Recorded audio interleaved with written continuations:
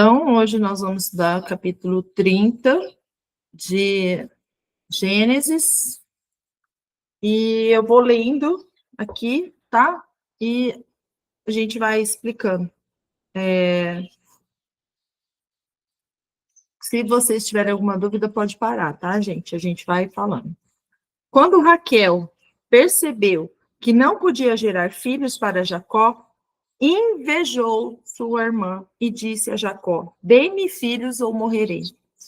Lembrando que Raquel, ela representava o quê? A ovelha fêmea, representava José, representava Efraim, a casa de Efraim.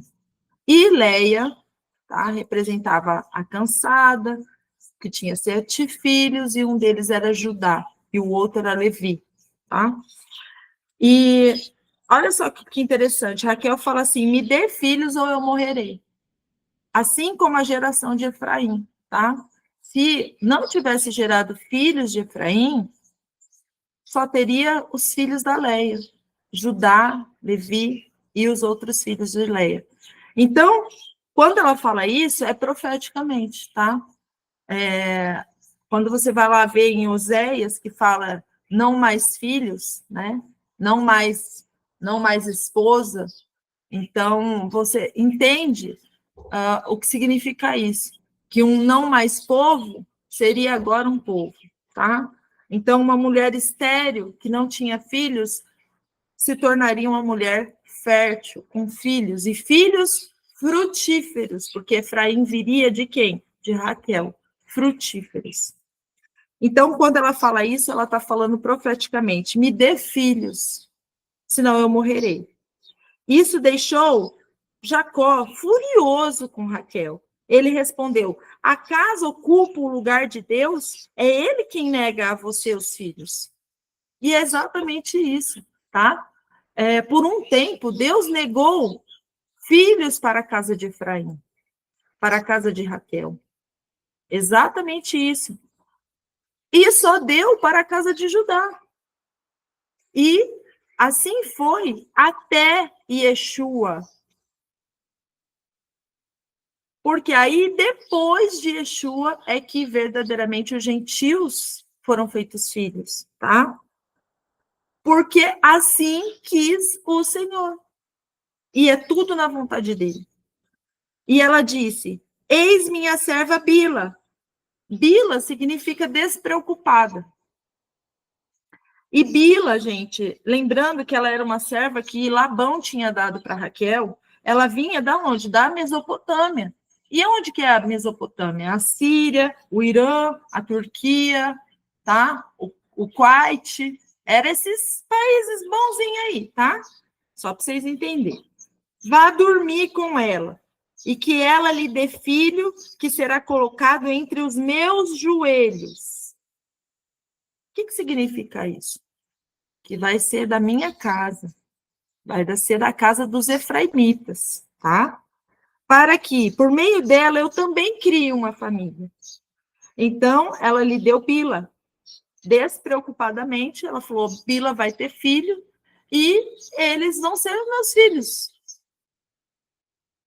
E Bila engravidou e deu um filho a Jacó. Raquel disse, Deus julgou-me e decidiu a meu favor. Sim, ele ouviu-me e me deu um filho. Assim ela o chamou de Dan. Dan significa ele julgou. O próprio Deus julgou, fez o julgamento. E aí, quando a gente vai para Gênesis 49:16, que a gente nem leu ainda, e a gente vai aguardar um pouco, mas no 49:16 diz a mesma coisa, que isso daqui é Jacó chamando os filhos e proferindo uma bênção para cada um. E fala o quê? Dan julgará seu povo, como uma das tribos de Israel. Dan será uma víbora junto à estrada, uma víbora no caminho que morde o calcanhar dos cavalos. Depois a gente vai falar sobre isso. Mas, por enquanto, vocês entenderem que Dan, ele veio justamente para julgar o povo das duas casas, tá? Das duas casas. Tanto da casa da Leia, quanto da casa da Raquel. Tá? Ele vem para julgar os israelitas. 7.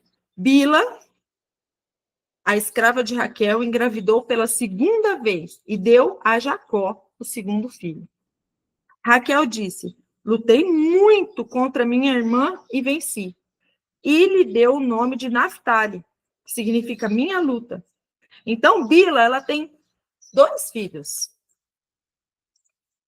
Um que representava a luta e outro que representava o julgamento, tá? E aí, a gente entendendo que os 2 filhos de Bila, ele representava ali os filhos da Mesopotâmia, da Síria, do Irã, da Turquia, que seriam o quê? A luta e o julgamento do povo de Deus. Vocês estão pegando entendimento. Vocês estão pegando entendimento, né? Quem que hoje está sendo colocado em todas as nações do mundo para julgar a Babilônia Grande? Para provar a lealdade dos filhos. Lembra que a gente nós seremos provados para ser aprovados. E quem negar o nome de Jesus, ele também o negará no céu. Então, vamos lá. 9. Quando Leia percebeu que parara de ter filho, tomou Zilpa, sua escrava, e deu a Jacó para sua mulher. Zilpa, a escrava de Leia, deu um filho a Jacó. Leia disse: tornei-me afortunada, e deu-lhe o nome de Gade, que significa afortunado. Zilpa, a escrava de Leia, deu a Jacó o segundo filho. Leia disse: quão feliz eu estou! As mulheres dirão que eu estou feliz. E lhe deu o nome de Aser, feliz, ou Aser, feliz. Só que interessante é que, juntando os filhos das servas, tanto de Raquel quanto de Leia, nós vamos ter uma conjunção. Primeiro, Dan, ele julgou.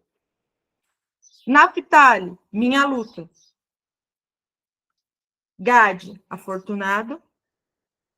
E Aser, feliz. Ou seja, ele julgou minha luta afortunada e feliz. Essas servas, elas representavam o quê? Elas vinham da linhagem, por acaso, de Abraão? Não, lembrando que elas eram servas lá da Mesopotâmia. Só que, juntando o nome dos filhos dela, ele julgou minha luta afortunada e feliz. Por quê? Porque nós, efraimitas, nós, da casa de Efraim, os gentios, a gente não veio de uma linhagem DNA. Nós viemos de uma linhagem espiritual. Nosso pai Abraão é pela fé.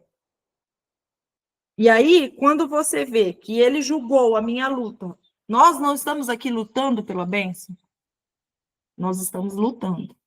Nós estamos lutando todos os dias da nossa vida. Não viemos numa geração carnal, mas sim espiritual, lutando.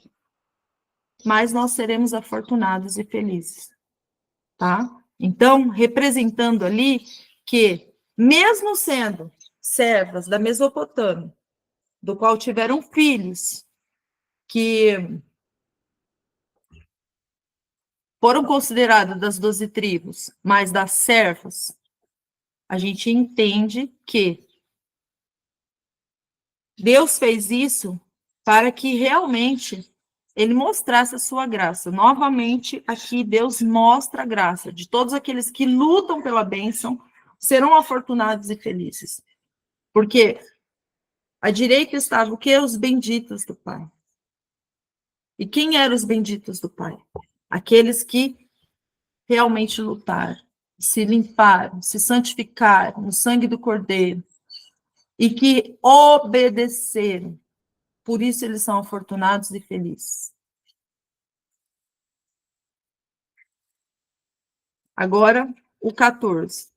Na estação da colheita de trigo, olha só, colheita do trigo, o que representa ela? Colheita do trigo, colheita dos filhos, tá? Rubens sai ao encontro de mandrágoras. Aí, gente, quando a gente pesquisa sobre mandrágoras, é interessante porque isso vem trazendo aqui uma coisa para nós bem interessante. Mandrágora, gente, era uma frutinha histórica chamadas maçãs do diabo. Ela possuía um efeito alucinógeno, narcótico e também afrodisíaco, tá? E essa frutinha é altamente tóxica e seu uso pode ser fatal. E por que Rubem traz a mandrágora para a mãe Leia, tá? Espera que nós já vamos falar sobre isso. Raquel fala assim para Leia, porque ela era, primeiramente, afrodisíaca, tá? E aí Raquel fala assim para Leia, por favor, dê-me um pouco da sua mandrágora, de seu filho, para que eu me torne fértil. Porque a crença da Raquel, ela estava em ser fértil diante de Deus, ela estava se prostrando e pedindo para Deus? Não, não estava. Ela achava que ela ia ser fértil se ela comesse uma maçã do capeta. Essa é a verdade, né? Um trem alucinógeno, afrodisíaco, que ela acreditava que ia gerar filhos para ela. Aí ela respondeu. Quem? A Leia respondeu para a Raquel. Não basta você ter tirado meu marido? Agora você deseja tirar de mim também as mandrágoras do meu filho? Representando o marido, tá? Como a Leia representava Judá, tá? O marido, Deus. Aí os efraimitas vêm e pegam a herança para eles. Então, é como se ela estivesse falando assim: ah, você roubou meu marido e agora você quer também roubar a maçã do capeta também? Entendeu? Correlacionando ao quê? Muitas vezes doutrinas de demônios que a gente come, tá? Que causam o quê? Um efeito alucinógeno, um efeito de, que a pessoa ela passa a não raciocinar conforme a vontade de Deus, espiritualmente, mas sim carnalmente. E aí ela vai gerar frutos podres, tá? Então, o que Leia está falando aqui para Raquel é exatamente sobre a geração de Efraim. Quando você entra e entende como que era a casa dos efraimitas, e aí eu vou compartilhar com vocês aqui uma outra coisa, os efraimitas, que vem da onde? Da Raquel, tá? Os efraimitas, olha só, ponto-chave da idolatria efraimita, a liderança na idolatria. Então, quando o reino do norte se separa, o primeiro rei é Jeroboão. Isso a gente vai ver mais para frente, mas eu já estou colocando aqui para vocês, só para vocês entenderem o que ele está querendo dizer aqui. Na hora da colheita do trigo, ela quis comer uma mandrágora. Então, Jeroboão I, que era um efraimita, estabeleceu centros de adoração em Dan. Lembrando que Dan ia ser o julgamento. E Betel significava a casa de Deus. Com bezerros de ouro. Com bezerros de ouro. Os efraimitas adoravam Baal, a fim de impedir que as pessoas viajassem a Jerusalém para adorar. Então, eles impediam a adoração verdadeira, porque eles adoravam Baal, bezerros de ouro. Eles comeram as mandrágoras do capeta. Essas práticas idólatras tornaram-se o pecado principal do reino. Por quê? Porque eles comeram as mandrágoras do capeta. A mesma coisa hoje em dia, tá? Por que as pessoas estão na idolatria? Por que as pessoas ainda estão adorando Baal e seus bezerros de ouro? Porque elas estão comendo mandrágoras, acreditando que isso vai trazer frutos para a vida dela. Vai trazer filhos para a vida dela. E não vai. E não vai, porque eles estão comendo da mesa errada, eles estão comendo totalmente doutrinas de demônios. E aí, Raquel diz, aí eu já volto para lá de novo, peraí, deixa eu só parar o comportamento aqui.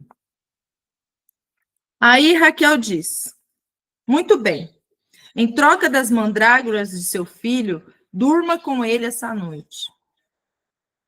À tarde, quando Jacó chegou do campo, Leia saiu ao encontro e disse, você deve dormir comigo, pois eu o aluguei com as mandrágoras de meu filho. Entendeu? Raquel, ela fala assim, ó, eu vou comer do fruto do diabo, da maçã do diabo, e você vai fazer filhos com Jacó. Então, a casa de Judá, ela continua a crescer nesse período, enquanto que Raquel está fazendo filhos para idolatria, que são os efraimitas. Assim, Jacó dormiu com ela aquela noite. Deus ouviu Leia, e ela engravidou e deu o quinto filho a Jacó. Leia disse, Deus concedeu-me meu arrendamento, pois dei minha escrava ao meu marido. Portanto, ela lhe deu o nome de Issacar, aluguel ou recompensa. E aí a gente vai ver tribo por tribo depois, tá? 19. Mas olha só, eu achei interessante isso aqui. No 17, ela fala: Deus ouviu Leia e engravidou, e ela deu o filho a Jacó de novo. Por um tempo, Deus fez a casa de Judá muito maior do que a casa de Israel. E a gente vai ver isso mais para frente, quando essas duas casas se dividem, se tornando Judá, judeus e samaritanos. Tá? E aí, vamos pôr assim, no entendimento profético, tá? Aí você vai ver realmente aqueles que guardam a Torá e os samaritanos representando todos os gentios que não guardam a Torá. Mas calma, tem coisa aí ainda, tá? Vamos por partes. 19. Leia engravidou outra vez e deu o sexto filho a Jacó. Mas olha que interessante, quando ela deu o sexto filho a Jacó, olha o que ela fala. Leia disse, Deus me concedeu um presente maravilhoso. Agora, finalmente, meu marido viverá comigo, pois eu lhe dei 6 filhos. Lembrando que o número 6, ele representa o homem, tá? E ela lhe deu o nome de Zebulão. Convivência. Pode falar, Belinha? Oxe, mano, o que eu tô achando interessante é que são só filhos homens, né? Sim. Calma que vai vir uma mulher aqui. E agora? Então, Zebulão, o sexto filho, representa convivência, ou seja, que agora Jacó ia conviver com ela porque ela tinha dado 6 filhos, Jacó. E ela lhe deu o nome Zebulão, e depois disso ela lhe deu uma filha, e lhe deu o nome de Diná. Só que Diná significa controvérsia sobre direitos. Porque aí a gente vai ler mais para frente sobre a história de Diná. Por que essa controvérsia sobre direitos? Mas calma, vamos por partes. Então Deus atentou em Raquel. Depois que tinha dado 7 filhos, 6 homens e uma mulher para Leia, aí ele atentou para Raquel. Ouviu sua oração depois do 7º filho de Leia, representando a completude e a perfeição de Deus. Aí ele olha para Raquel e a torna fértil. Ela engravida e dá à luz um filho e disse: Deus removeu a minha desgraça. Quem é o filho? Yosef, que é a prefiguração de Cristo. Então, Deus remove a desgraça de um povo idólatra, que come mandrágora do capeta por meio do Filho Jesus.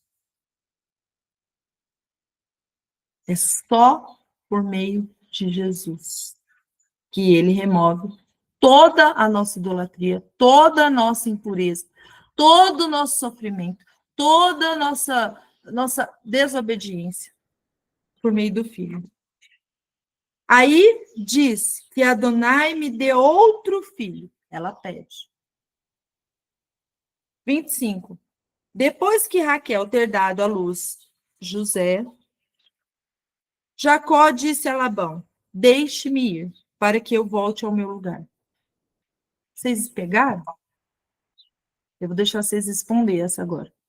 Depois que Raquel dá à luz o filho, José, prefigurando o Cristo, Jacó diz a Labão: deixe-me ir para que eu volte ao meu lugar, a minha terra.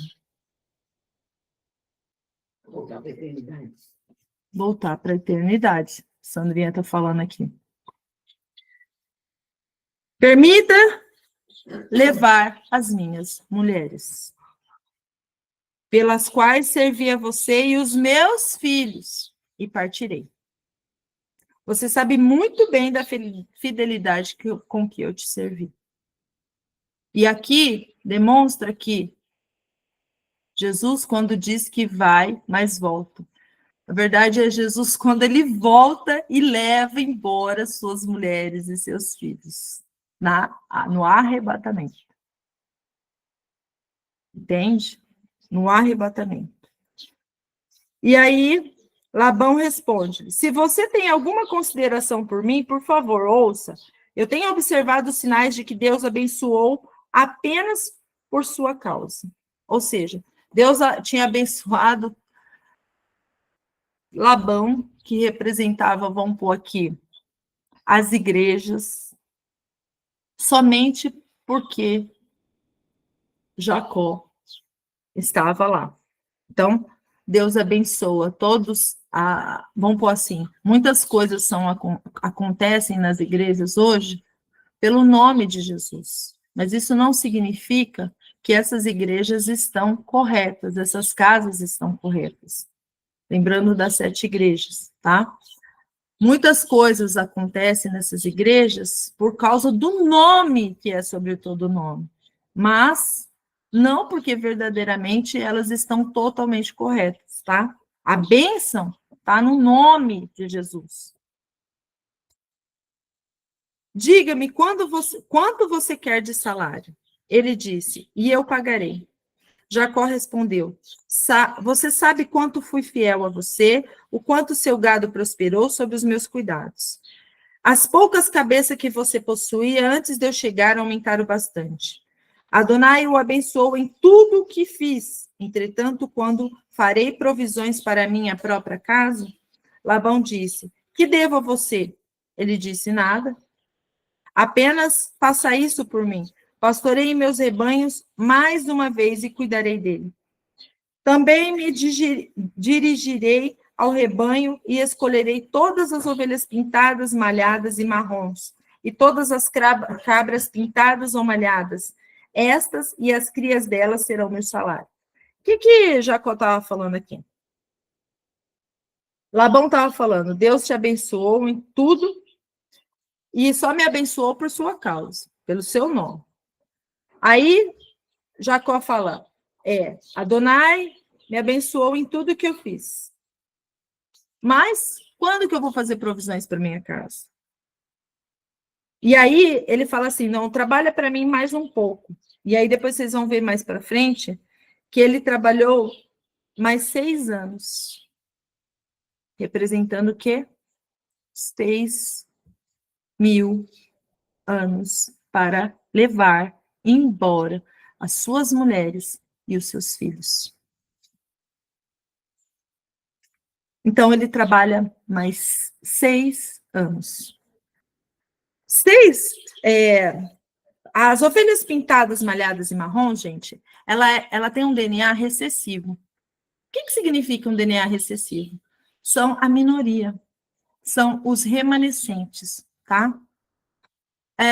Então, por que Labão concordou que ele ficasse com as pintadas, as malhadas e as marrons? Justamente porque ele sabia que eram poucas que nasciam dessa cor, tá? Então, ele falou assim, pode ficar, então, com as malhadas, então, e eu fico com as outras. Vamos mais para frente, que vocês vão colocar os pingos nos i aí. Então, Labão aceitou, tá?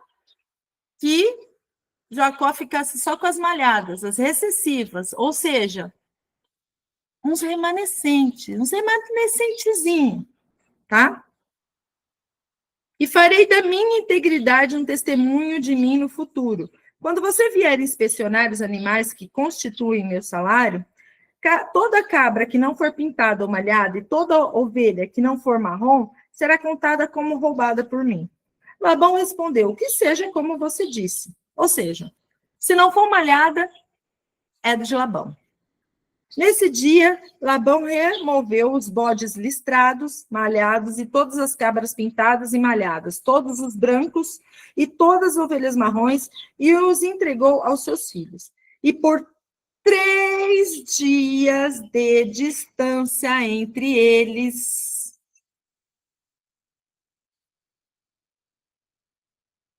entre ele e Jacó.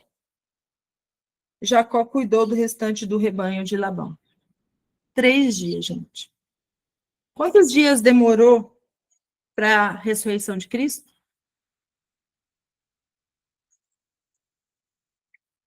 3. A ressurreição da saída da cruz, né? Ele morreu e levantou. 3. O que Jesus falou? Destrua esse templo e em 3 dias eu levanto outro. Então, em 3 dias de distância entre ele e Labão, representando toda a idolatria, vamos pôr assim, os que não são filhos de Deus, Jacó pegou ramos frescos de álamo, amendoeira, e plátano, e fez deles listras brancas a tirar-lhe a casca. Então colocou a varinha descascada na posição vertical em frente às gamelas de água, para que os animais que as vissem quando chegassem para beber. E pelo fato de se reproduzirem quando chegavam para beber, os animais se reproduziam diante das varinhas e geravam crias listradas, pintadas e malhadas. Jacó separou os cordeiros e colocou os animais junto dos listrados, dos marrons, com o rebanho de Labão.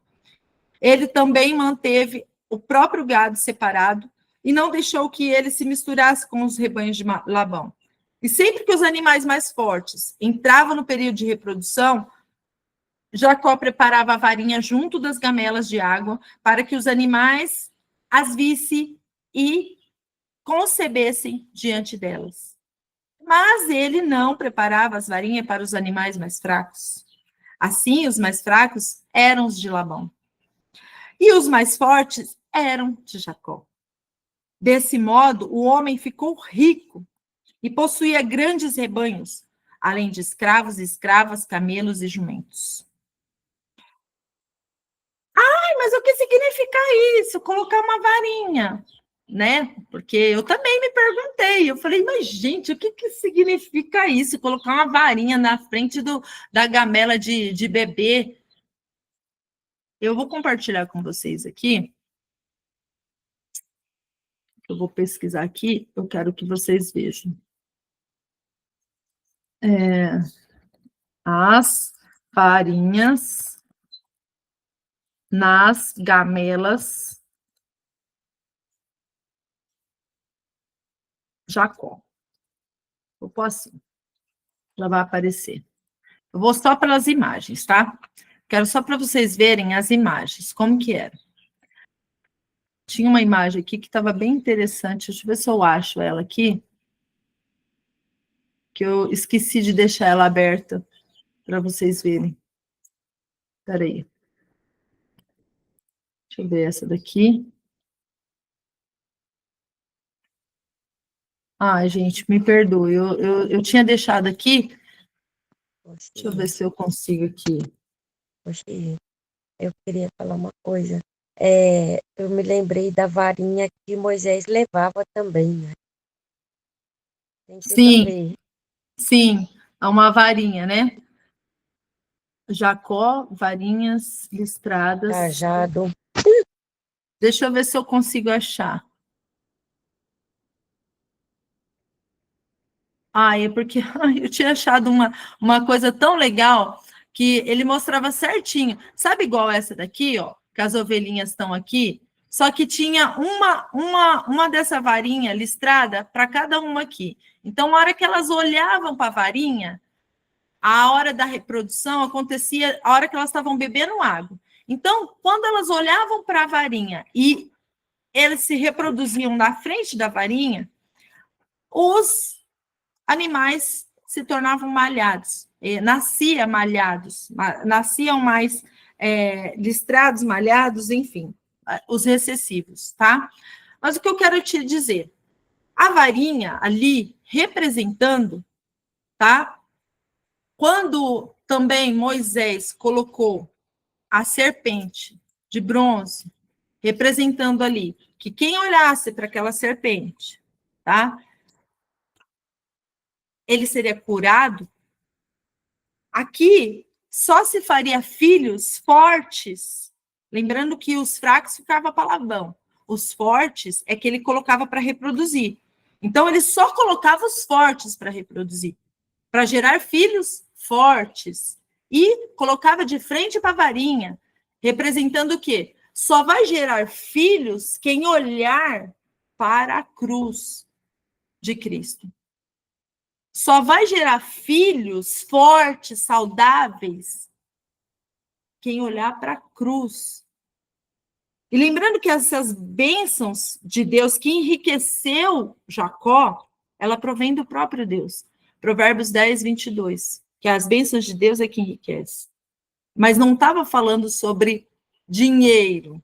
Quando fala que ele se tornou um homem muito rico, é de filhos para o reino de Deus. Então, esses grandes rebanhos representavam o quê? Os filhos. Aí você vai lá para Apocalipse, você vai ver o quê?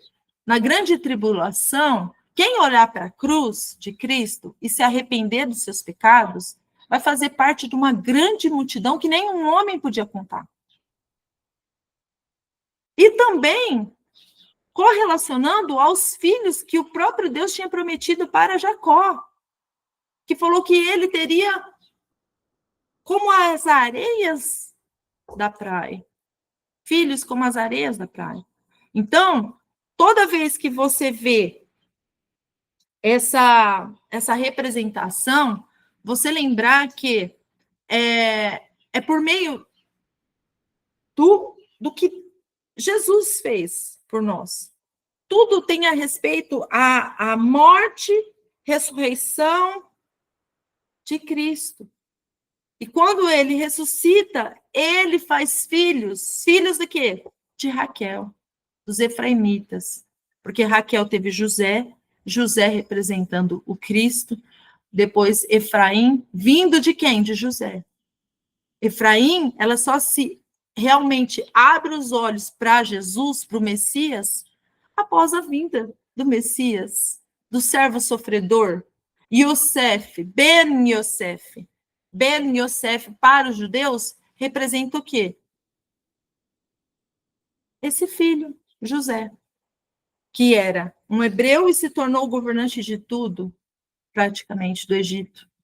Porque foi-lhe dada autoridade no céu, na terra e debaixo da terra. E tudo pertence a ele, para todo sempre. Foi-lhe dada autoridade. Então, esse Ben Yosef de Raquel é Jesus.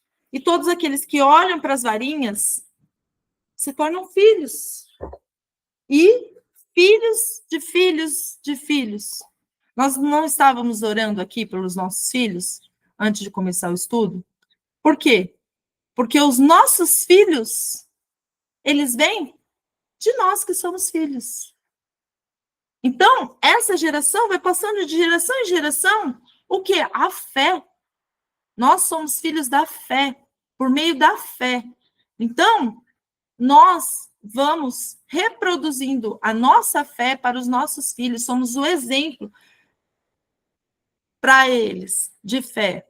Antes tinha o pai Abraão, aí depois veio Isaac, depois veio Jacó, e assim foi vindo de geração em geração. E hoje, eu ouvi até um testemunho de uma moça, eu sei que vocês conhecem ela, não lembro o nome dela, tá, gente? Mas ela vem do ocultismo, tá? E ela estava falando muito sobre isso, que como que foi? Ela ia fazer um trabalho, tá? E aí não deu certo o trabalho no ocultismo lá, satânico, sei lá o que ela ia fazer, para ela ganhar muito dinheiro e para ela enriquecer, tá? Que ela queria muito ser rica, ser famosa, ser rica. E aí ela pagou muito caro por esse trabalho. Só que não deu certo. Sabe por quê? Porque a mãe dela estava orando por ela.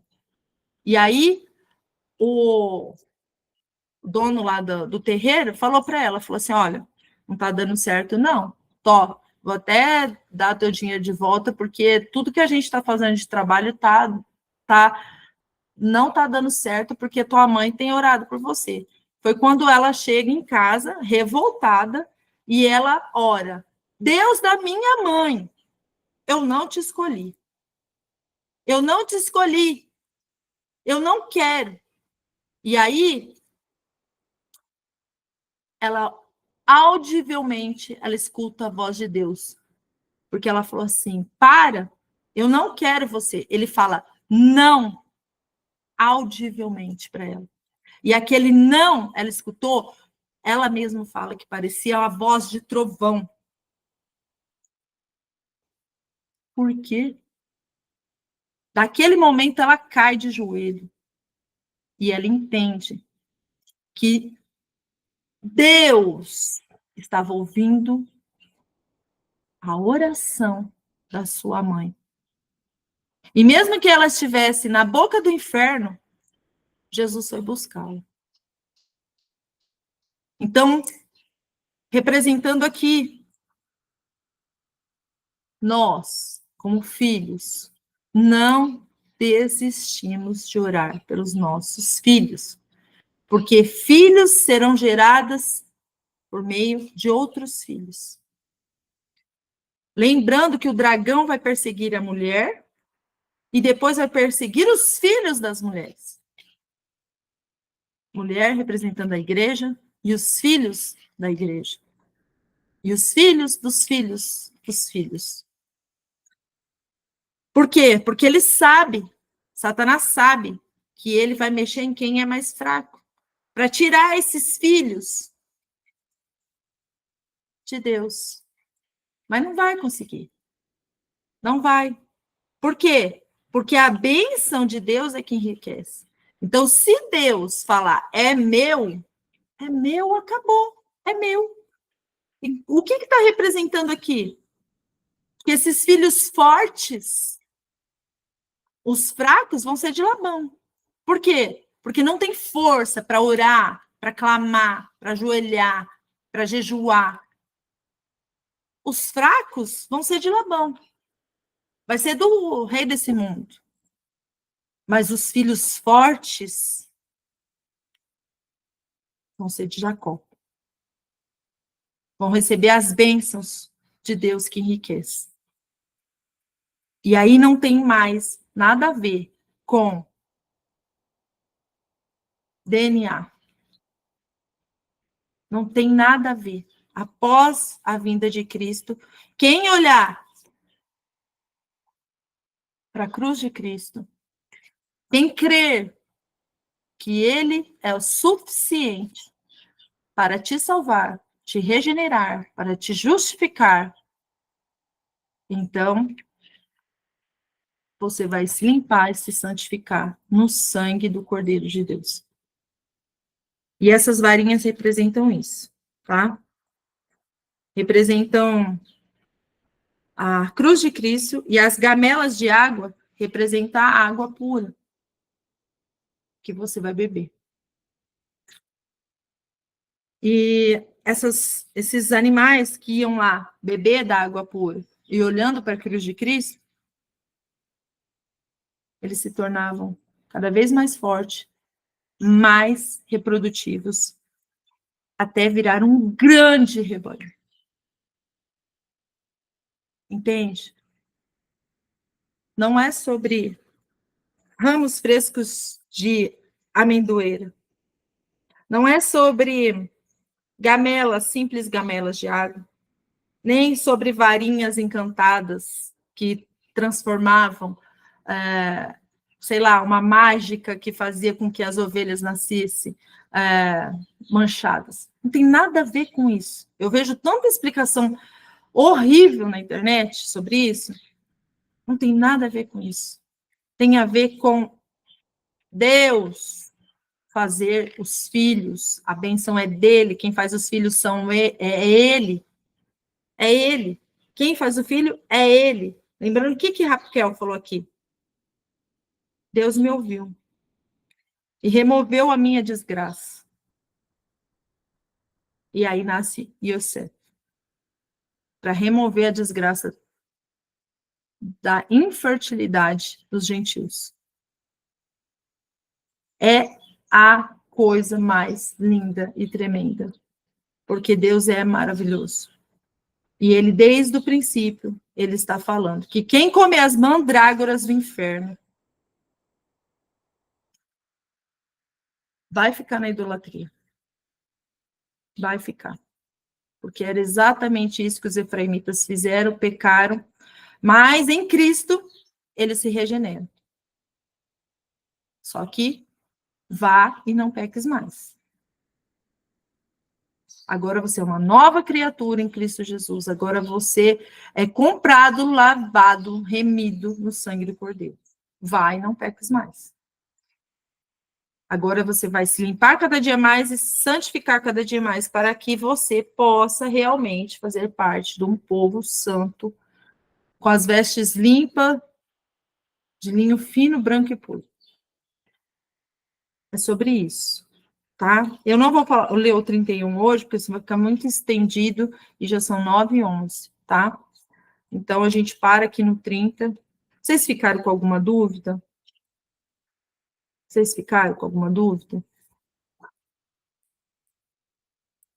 Se tiver, agora é a hora.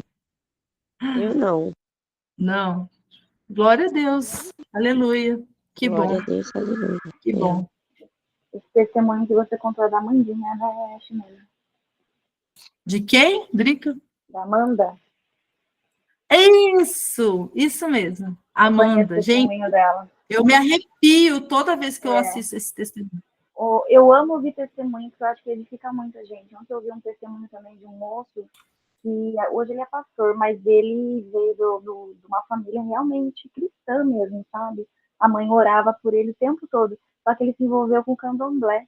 Ele virou pai de santo, enfim, passou a vida lá, mas graças a Deus ele saiu porque Deus tinha uma promessa na vida dele, né? Então, às vezes a gente pensa que não vai ter jeito, mas vai ter, porque se o pai da mãe principalmente está orando, pode ter certeza que Deus vai resgatar os filhos que estão perdidos. Sim. A gente não pode desistir, gente. Você não pode desistir. É sem cessar. Porque às vezes a gente fica cansada e fala assim, eu não aguento mais, sabe? Eu tô cansada. Vai cansada mesmo. Vai cansada mesmo, porque é a alma do seu filho. Então, assim, vai cansada mesmo. Proça o joelho mesmo, sabe? Tem dias que é de madrugada, tem dias, de madrugada é dia. Tem épocas de madrugada que eu tô assim, que parece que é um sono da morte, sabe? Que eu falo assim, meu Deus, que sono. Mas eu levanto, gente. Eu levanto com sono mesmo. E às vezes eu ajoelho e eu falo, meu Pai, nem que for um pouquinho, Senhor, eu quero te encontrar na madrugada. Eu quero ouvir sua voz, eu quero que testifique no meu coração, eu quero que o Senhor ouça a minha oração, eu quero que o Senhor, por favor, Pai, por favor, ouça a minha oração. Vai cansada mesmo, vai cansada mesmo. Não é fácil. É uma luta diária, é uma luta que a gente tem que lutar, porque nós somos filhos da fé, da fé. E é isso, amados. Não desistam, eu também não vou desistir. Nós vamos firmes e fortes e vamos contar o testemunho lindo e maravilhoso para a honra e glória de Jesus. Eu tenho uma dúvida aqui. Quando você falou aí do... Ai, gente, do ano sexto, né? Que Jacó foi buscar... Mas está no 31. Isso tá no Sim, 31. dá a entender também que, tipo... A figueira termina agora, né? Então, daria a entender também que o milênio terminaria agora. Né? 6 anos. 6 anos. Isso. Sendo Mas, que tipo, colocou cada ano representa o quê? 1000 anos. O milênio é o 7º ano. Tá, mas aí, tipo, 6 não é o ano do homem? Não é isso que eu tô 6 tentando anos entender. encerra o quê? É a mesma coisa, o 6º selo. Por que no 6º selo derruba tudo e no 7º há silêncio no céu? Por quê? O silêncio é o milênio. É o silêncio, acabou, não tem mais tribulação nenhuma. Agora vem a paz, porque Cristo resgatou a sua igreja. Cristo veio. Então, no caso, esse daí não faz menção, né? Não dá pra gente tirar essa conclusão, não, né? Sim, dá, mas é exatamente Dá, isso. né? No 6º selo, acaba tudo. Acaba tudo. E aí, Jesus solta e arrebata a sua igreja, e aí, no 7º, há descanso. Descanso é o quê? Porque se for pegar pela geração da figueira, essa passagem, se for pegar pelo tempo da criação e pelo selo, o 6º selo parece que abre agora também. Então, dá a entender que tudo termina até 28 mesmo. Olha, Sara, eu tô... Se Deus quiser. Se Deus quiser. Ai, Deus quer! Deus quer. Eu tô nessa sua pegada aí, viu, amiga? Se Deus quiser, meu amor. Se Deus Gente, quiser. senão eu não vou... Olha, eu não vou Seja aguentar essa vontade coroa de muito tempo, não. A vontade de Deus. Amém. Estou junto com vocês. Gente, Glória a Deus. Para mim, podia ser amanhã. olha, me arruma uns grampos grandes aí para segurar a coroa, porque ela tá pesada. Tá difícil. Tá difícil, mas vai piorar, minha irmã. Vai, nossa, mas Deus vai nos ajudar. Deus vai nos Amém. guardar, nos purificar, Olha, nos limpar. seja as virgens nos prudentes. E nós estamos sendo as virgens prudentes. A gente está aqui comprando azeite puro que Deus nos dá todos os dias. Glória a Deus por isso, porque se não fosse a misericórdia dele na nossa vida, a graça dele na nossa vida, a gente nem aqui estaria. Mas glória a Deus por isso, nós estamos comprando ouro puro, refinado. Nós estamos realmente vendendo tudo que a gente tem para comprar o tesouro da palavra de Deus. Então, vamos continuar até que Jesus volte. Glória a Deus por isso, tá? Um beijo no coração para todos vocês, um excelente dia. A Sandrinha vai falar um tchauzinho para Tchau, todas. beijo. Até segunda-feira, se Deus quiser.